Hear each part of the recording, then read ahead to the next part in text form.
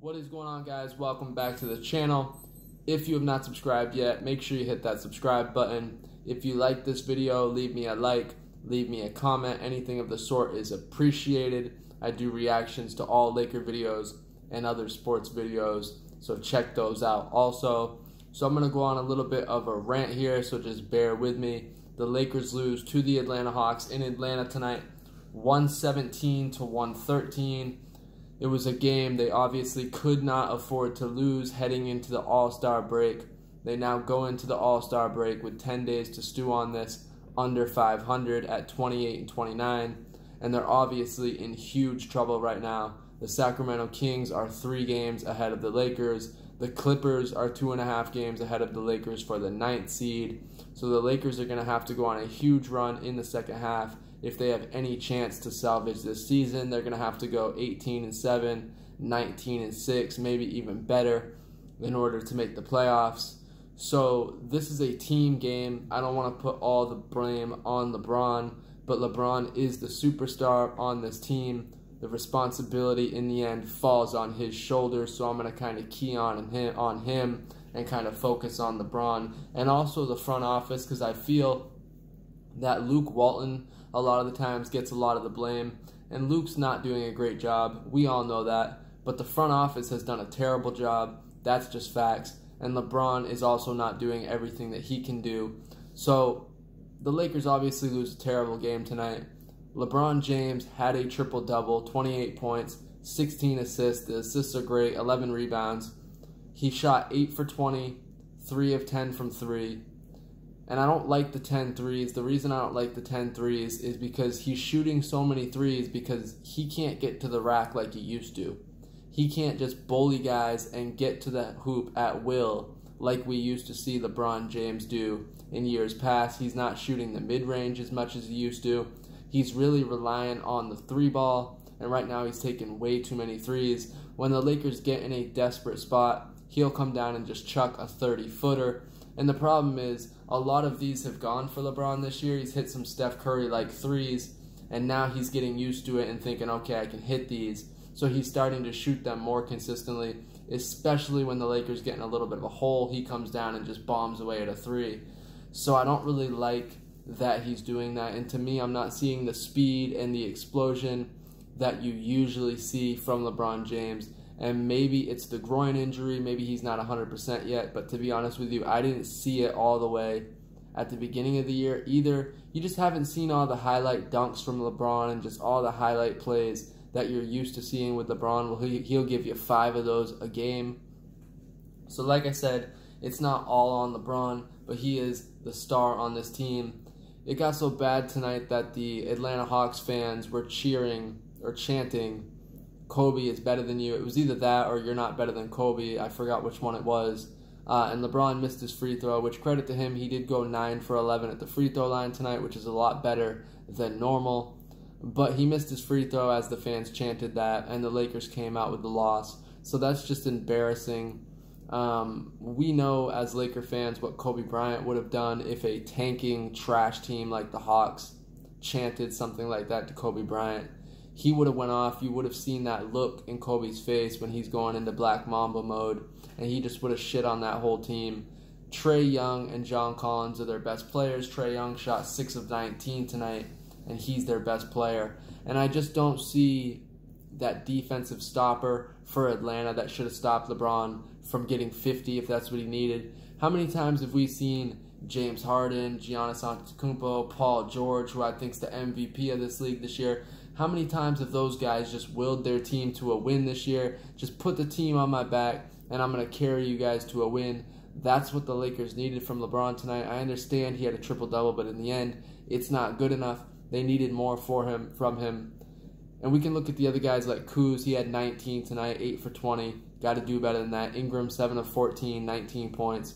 Not bad, not terrible. But nobody's playing defense on this team. The defense has just completely fallen off the face of the earth ever since Lonzo Ball got hurt. And it's funny because Lonzo gets criticized more than anybody. It's Lonzo bust, it's Lonzo this. Everybody trashes Lonzo, but Lonzo's clearly our best defender. The Lakers were a top 10 defensive team with Lonzo, and ever since Lonzo got hurt, the Lakers are like the worst defensive team in the NBA. They lost by 42 to Indiana. They gave up 143 to Philly the other day, which I could deal with the Philly loss because Philly is just that loaded, but there's no excuse to be giving up these type of points to bad teams like the Lakers are. Nobody's playing defense, and we know LeBron doesn't play defense. I'm sure he would admit that. LeBron does not play any defense, and that's the problem because he'll miss an assignment, and it will be no big deal, but when someone else misses an assignment, he's all over them, and that's the problem for me. That's not leadership in my opinion.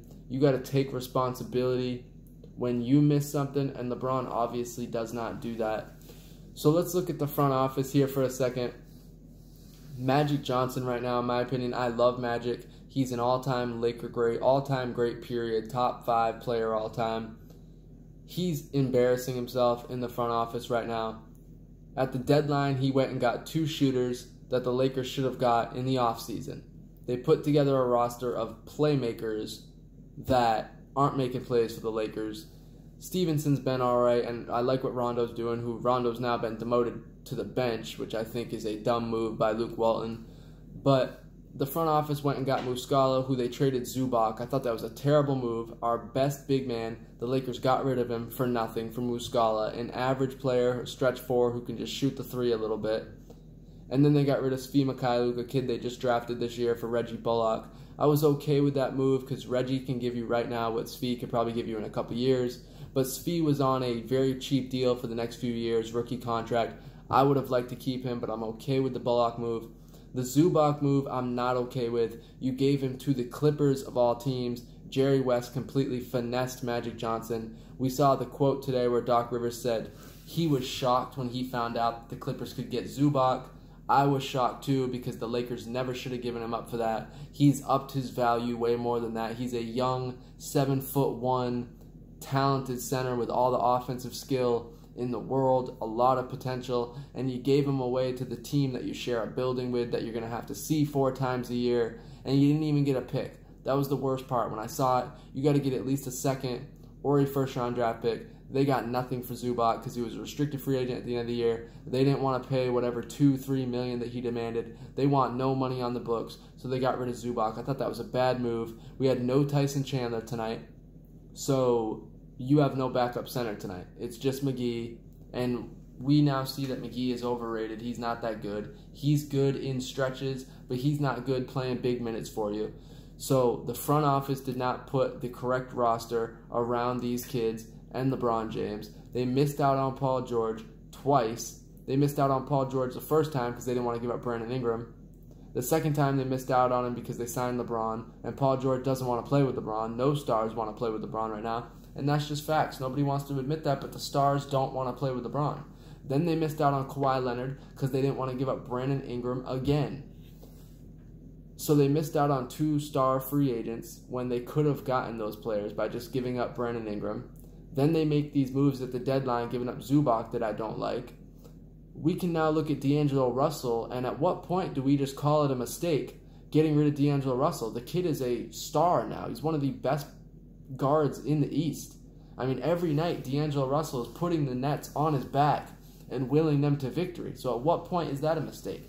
We got rid of Randall, who's putting up 30 and 10, just rolling out of bed right now. So Julius Randle's a big-time player. And the Lakers front office let them go like they were nothing. And I understand the Lakers were getting rid of the Mozgov contract. Don't even get me started on Mitch and Jim giving out that contract. It's obviously terrible. But I feel like they could have gotten rid of it in a different way. They didn't have to get rid of D'Angelo Russell. Magic trashed D'Angelo Russell out the door, and now D'Angelo Russell's a star, so that looks bad there. And now let's get to the tampering investigations. The Lakers are now more likely to get hit with a tampering investigation than they are to beat a tanking team. They've lost to the Knicks, the Nets, Cleveland, Brooklyn, Orlando twice. They lost to the Spurs 3 times, Memphis. They've lost to a bunch of trash teams. They got crushed by the Pacers without Oladipo. And Magic Johnson's getting a different tampering investigation every single week. He got hit with the tampering on Paul George. Anthony Davis got hit with that fine. And we know what Magic Johnson, LeBron, and Anthony Davis and Rich Paul were trying to do. So Magic's getting investigated for that. And then Magic is now getting investigated for tampering with Ben Simmons, which it came back that they didn't. But anyways, Magic made a rookie mistake. He made a rookie mistake by even speaking on it. They asked him, how do you like watching Ben Simmons play? All he had to say was, I like watching him play.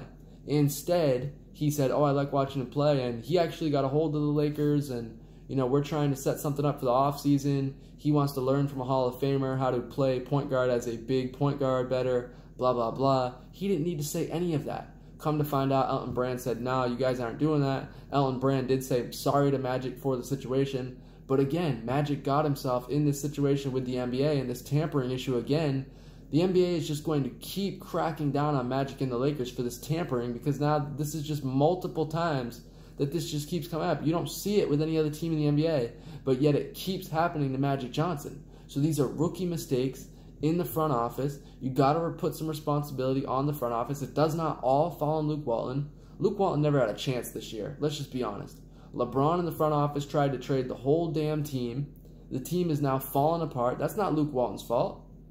This team was 4th seed in the West before LeBron got hurt, Lonzo got hurt, Rondo got hurt, Kuzma was hurt for a while, McGee was out with the flu. This was a good team at the beginning of the year that has completely fallen apart because of injuries and because of all the trade rumors.